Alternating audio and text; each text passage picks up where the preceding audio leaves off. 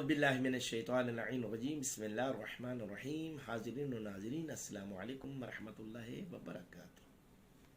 کوہڑ اور اس کا علاج طب امام جعفر صادق علیہ السلام سے ہم آپ کی خدمت میں ہر روز حاضر ہوتے ہیں۔ حضرت امام جعفر صادق علیہ السلام اپنے جد بزرگوار حضرت محمد صلی اللہ علیہ وآلہ وسلم سے روایت فرماتے ہیں اپنی اجداد کے سلسلے سے کہ آپ صلی اللہ علیہ وآلہ وسلم نے ارشاد فرمایا کہ جمعہ کے دن اپنے ناخن اور مونچھوں کو تراشو، اگر یہ لمبی نہ بھی ہوں تب بھی ان کی تراش خراش کرو۔ کیوں؟ فرمایا اس لیے کہ اس عمل سے پاگل پن، کوہڑ اور پھل بھری تم تک نہیں پہنچ پائے گی۔ سبحان اللہ۔ شکل اپنی درست کرنی ہے، حجامت اپنی بنانی ہے، اور اس کے پیچھے کتنے راز چھپے ہیں وہ سوائے رسول خدا صلی اللہ علیہ وآلہ وسلم کے کوئی ہمیں بیان نہیں کر سکتا۔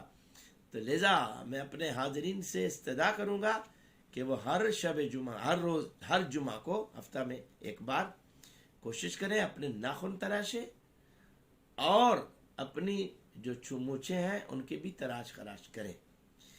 اور اسی طرح یہی حکم میری بہنوں کے لیے، بیٹیوں کے لیے بھی ہے کہ وہ بھی اپنے ناخن تراشیں، اور باقی غسل جمعہ کا بھی حکم ہے۔ اور یہاں تک حکم ہے کہ اگر آپ کے پاس اتنا پیسہ موجود ہو کہ اس دن آپ کھانا کھا سکتے ہیں یا اس پیسے سے غسل کر سکتے ہیں، تو فرمایا میرے نبی صلی اللہ علیہ وآلہ وسلم کہ جمعہ کا غسل کسی صورت میں بھی نہیں چھوڑنا چاہیے۔ بھوکا رہنا درست ہے، غسل کو ترک کرنا درست نہیں ہے۔ لہٰذا ہمیں یہ زوال کے بعد غسل جمعہ بھی کرنا چاہیے، اور جو میرے مومن شیعہ عزادار مومنین ہیں ان کے لیے بھی غسل جمعہ کے انشاءاللہ ہم تفصیل سے بیان کریں گے۔ میری دعا ہے کہ اللہ تعالی ہمیں صحیح معنوں میں اپنے حبیب صلی اللہ علیہ وآلہ وسلم کے بتائے ہوئے اسلوب پر زندگی گزارنے کی توفیق عطا فرمائے۔ والسلام علیکم ورحمۃ اللہ وبرکاتہ۔